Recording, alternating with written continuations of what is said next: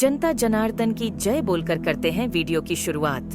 कहते हैं कि दुनिया में मन सबसे ज्यादा शक्तिशाली चीज होती है। अगर किसी चीज को तुम पूरे मन से चाह लो तो तुम उसे हासिल कर सकते हो। ये मैं नहीं कहता, ये सभी महापुरुषों का कहना है। लेकिन अगर यह सत्य है, ये सच है, तो जो हम अपने मन से चाहते हैं वो हमें हासिल क्यों नहीं होता है? भाई, कोई भी इंसान अपने मन में दुख तो नहीं चाहेगा।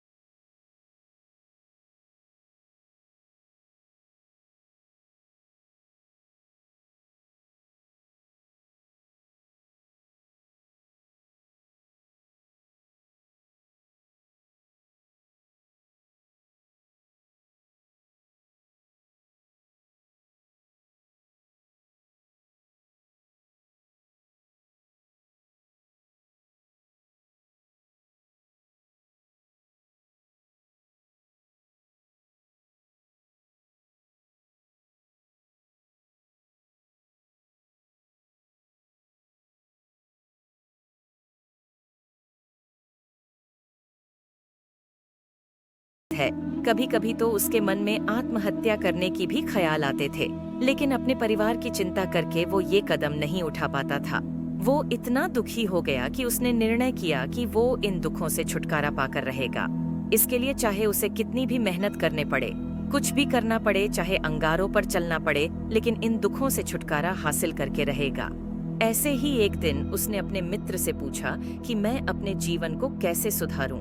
उसके मित्र ने उसे बताया कि तुम किसी बाबा के पास जाओ। बाबा के पास ऐसा मंत्र होता है जिससे सारे दुख मिट जाते हैं, जीवन खुशियों से भर जाता है और धन संपदा भी हासिल हो जाती है। तुम किसी ऐसे बाबा को ढूंढ लो, बस तुम्हारा काम बन जाएगा। उस आदमी के मन में ये बात पूरी तरह से पक्की बैठ गई कि कोई हवा ही मेरा दुख दूर कर सकता है, और इसीलिए उसे किसी भी बाबा के बारे में पता चलता तो वह उस बाबा के पास पहुंच जाता, उस बाबा को अपनी समस्या बताता और उससे उसका समाधान पूछता और कहता कि बाबा, मैं कुछ भी करने के लिए तैयार हूँ, लेकिन मेरे इन समस्याओं से मुझे छुटकारा दिला दीजिए। आप जो कहेंगे मैं वो करूँगा, लेकिन मेरे जीवन को सुधार दीजिए। बाबा उसे कुछ टोने टोटके बता देते करने के लिए, और बदले में दान दक्षिणा ले लेते थे कि ये टोना टोटका करने के बाद तुम्हारे घर में सुख शांति बनी रहेगी, बस इस टोटके को पूरी विधि के साथ करना। वो आदमी घर लौटकर पूरी विधि के साथ टोने टोटके करने लगा, लेकिन बहुत टोने टोटके करने के बाद भी उसके जीवन में कुछ बदलाव नहीं आया। इसके विपरीत उसका जीवन और ज्यादा दुखी हो गया। जो भी बाबा उसे टोना टोटका देता था, वह बदले में उसे दान दक्षिणा लेता था, जिससे उसका धन भी धीरे धीरे खत्म हो रहा था। इससे उसके जीवन में दुख और ज्यादा बढ़ गए। तब उसे लगा कि बाबाओं के पास जाने से तो मेरे जीवन में दुख कम होने की बजाय बढ़ते ही जा रहे हैं। तो मुझे क्या करना चाहिए? बाबाओं के पास जाऊं या न जाऊं? फिर एक दिन एक आदमी ने उसे बताया कि तुम अपने घर में किसी पंडित को बुलाकर हवन करवा लो। हवन होगा, घर शुद्ध हो जाएगा, कोई भी बुरी ऊर्जा होगी घर में तो वो घर से बाहर चली जाएगी। किसी पंडित को बुलाकर पूरे विधि विधानों से मंत्र उच्चारण करो और हवन करो, जिससे घर में सुख शांति आए। उस आदमी के मन में यह बात बैठ गई और उसने एक पंडित को अपने घर पर बुलाकर हवन करवा दिया। हवन अच्छी तरह से संपन्न हुआ। बदले में पंडित ने भी अच्छी दान दक्षिणा ली और उसके बाद वहां से विदा हो गया। लेकिन कुछ दिनों के बाद उस आदमी को महसूस हुआ कि उसके जीवन में अब कोई बदलाव नहीं आया है। अब वो आदमी पूरी तरह से दुखी हो गया और ज्यादा परेशान हो गया। अब तो उसे लगने लगा था कि मेरे जीवन में से दुख कभी खत्म ही नहीं होंगे और यही सोच सोच कर उस आदमी का बुरा हाल हो गया था। फिर एक दिन उसे अपने मित्र से एक ऐसे बाबा के बारे में पता चला जो समाधान बताने के लिए कोई दान दक्षिणा नहीं लेता था। उस आदमी को लगा कि यह बाबा दूसरे बाबाओं की तरह नहीं हो सकता, क्योंकि यह दान दक्षिणा तो लेता ही नहीं, और अगर दान दक्षिणा नहीं लेता तो यह सच में कोई सिद्ध बाबा होगा। और यही सोचकर उस बाबा के पास पहुंच जाता है। जब वो आदमी वहां पर पहुंचता है तो वो बाबा ध्यान में बैठे हुए थे। यह देखकर वो आदमी वहीं पर चुपचाप बैठकर ध्यान से बाहर आने का उनका इंतजार करने लगा। थोड़ी देर बाद बाबा ने आंखें खोली तो सामने एक दुखी और परेशान युवक को बैठे देखा। वह उसकी आंखों के नीचे आने वाले घेरे देखते ही समझ गया कि आदमी अपने जीवन से कितना परेशान है। उसे संबोधित करते हुए बाबा ने पूछा कि बच्चा, क्या चाहते हो? बाबा के पास क्या लेने आए हो? उस आदमी ने कहा कि बाबा, मैं अपने जीवन से बहुत परेशान हूं।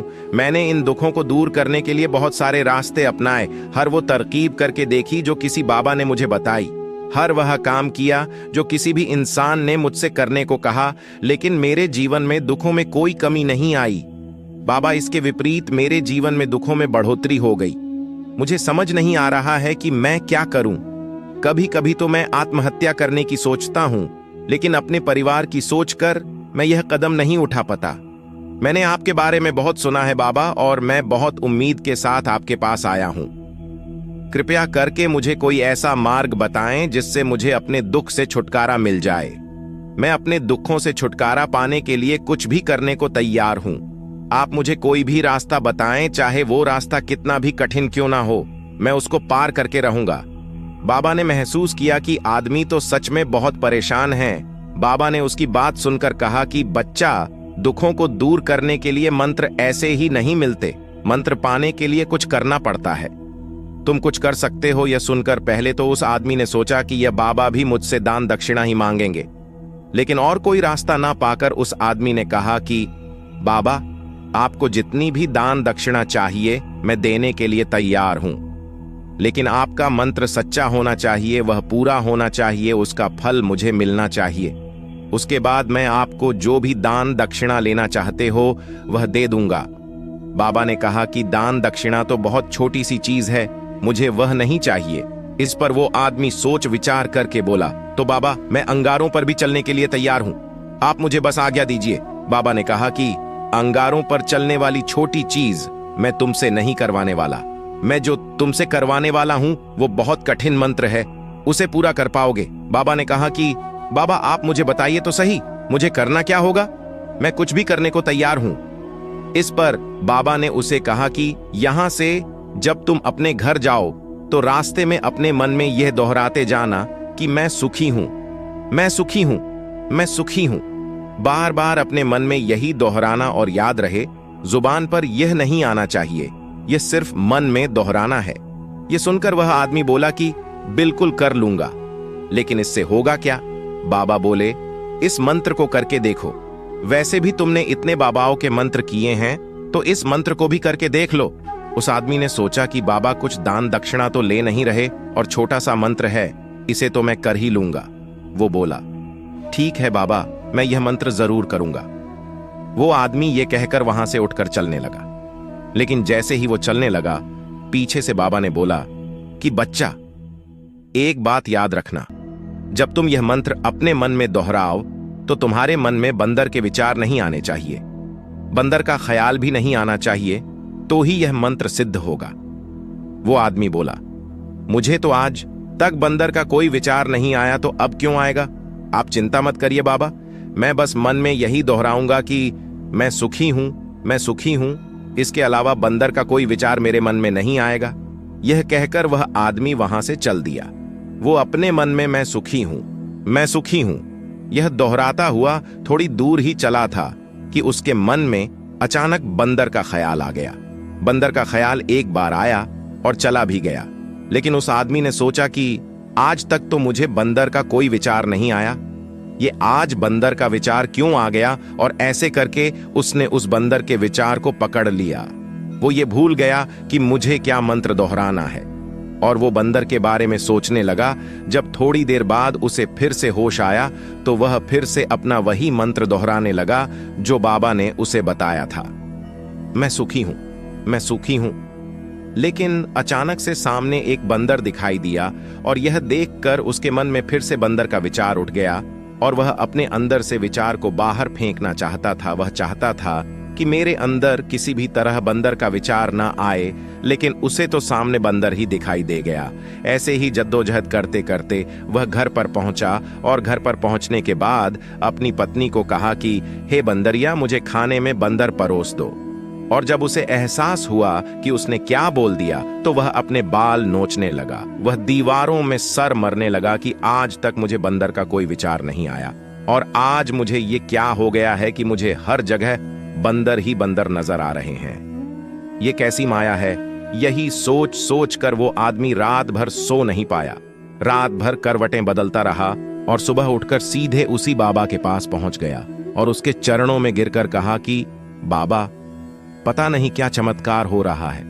आज तक मुझे बंदर का कोई विचार नहीं आया, लेकिन कल से जब से आपने मुझसे कहा कि बंदर का विचार नहीं आना चाहिए, तब से मुझे हर जगह बंदर ही बंदर नजर आ रहे हैं। उस आदमी ने कहा कि बाबा, मुझे तो आपके पीछे पेड़ पर बैठा हुआ बंदर भी केले खाता हुआ दिखाई दे रहा है। ये हो क्या रहा है बाबा? ये सुनकर बाबा हंसने लगे। बच्चा, मन का जाल एक ऐसा जाल है जिसे समझ पाना इतना आसान नहीं है। बंदर तो तुम्हारे रास्ते में पहले भी आते थे। जब तुम मेरे पास आए थे तो इन्हीं पेड़ों पर यह बंदर घूम रहे थे, लेकिन तब तुम्हारे ध्यान में यह बंदर नहीं था। तब तुम्हारे ध्यान में सिर्फ अपने दुख थे। इसके बाद बाबा ने उसे बताया कि बच्चा, हम जिस चीज से भी दूर भगाना चाहते हैं वही चीज हमारे मन में बहुत गहरे में प्रवेश हो जाती है। वह हमारे अंतर्मन में समा जाती है। असल में हम जिस चीज से भी छुटकारा पाना चाहते हैं उससे छुटकारा इसीलिए पाना चाहते हैं कि वह हमारे साथ बहुत गहरे से जुड़ी हुई है, और हम जितना ही उससे छुटकारा पाना चाहते हैं वह उतनी ही गहरी हमारे मन में बैठते चले जाती है और आखिरकार वह हमारे अंतर्मन में छा जाती है। ऊपर से तो हम चाहते हैं सुखी होना कि मैं सुखी हूं, सुखी हूं। हमारे होंठ भी बोलते रहते हैं, लेकिन हमारे मन में दुख समय होते हैं। हमारे विचारों में, हमारे मन में हमें दुख ही दुख दिखाई देते हैं। इसीलिए अपनी जुबान से बार बार यह बोलने से कि मैं सुखी हूं, मैं सुखी हूं, हम सुखी नहीं होंगे जब तक ये मंत्र हमारे अंतर्मन में प्रवेश नहीं होगा। इस पर उस आदमी ने पूछा कि बाबा, लेकिन यह मंत्र हमारे अंतर्मन में प्रविष्ट कैसे होगा? यह सुनकर बाबा ने कहा कि बच्चा, अपने दुखों से लड़ना बंद कर दो। जब तक तुम अपने दुखों को दूर करने की सोचते रहोगे तब तक वह दुख तुमसे चिपके रहेंगे। तब तक वो दुख तुम्हारे अंतर्मन पर अपना राज जमाई बैठे रहेंगे, और जिस दिन तुम दुखों के बारे में सोचना ही छोड़ दोगे, उन दुखों से छुटकारा ही नहीं पाना चाहोगे, उसी दिन से तुम्हारी जिंदगी से दुख गायब हो जाएंगे। क्योंकि किसी भी चीज से छुटकारा पाने के लिए मुझे उस चीज के बारे में सोचना पड़ता है, और हम जितना ही उस चीज के बारे में सोचते हैं वह उतनी ही गहरी हमारे मन में प्रविष्ट होती चली जाती है। हम अधिकतर समय दुखों के बारे में ही सोचते हैं। हम यही सोचते हैं कि हमारे जीवन में दुख है और हमें इससे छुटकारा पाना है। इसी वजह से बार बार सोचने से वो दुख हमारे अंतर्मन में प्रविष्ट हो जाते हैं और हमें एहसास भी नहीं होता। इसीलिए अगर तुम दुखों से छुटकारा पाना चाहते हो तो दुखों से छुटकारा पाने के बारे में सोचना छोड़ दो, तुम्हें दुखों से छुटकारा मिल जाएगा। अक्सर आदमी धूम्रपान छोड़ना चाहता है, शराब छोड़ना चाहता है, सुबह अपने आप से वादा करता है कि मैं कोई भी गलत काम नहीं करूंगा, लेकिन शाम को जब लौटता है तो नशे में चूर होकर लौटता है। ऐसा क्यों होता है कि जो हम सोच रहे हैं वह पूरा कर ही नहीं पा रहे हैं? असल में हम उस चीज को बहुत ज्यादा तवज्जो दे रहे हैं, उस चीज को बहुत ज्यादा नियत दे रहे हैं। जब भी हम उस चीज को छोड़ने के बारे में सोचते हैं तो हम उसकी इंपॉर्टेंस यानी कि विशेषता और ज्यादा बढ़ा देते हैं। हमारा मन उस चीज के बारे में जितना ज्यादा सोचेगा, शराब या धूम्रपान छोड़ने के बारे में जितना ज्यादा सोचेगा, हमारा मन उतना ही उस चीज के पीछे ज्यादा भागेगा। हमें उस चीज से लड़ना नहीं है, बल्कि बिना सोचे गुजर जाना है।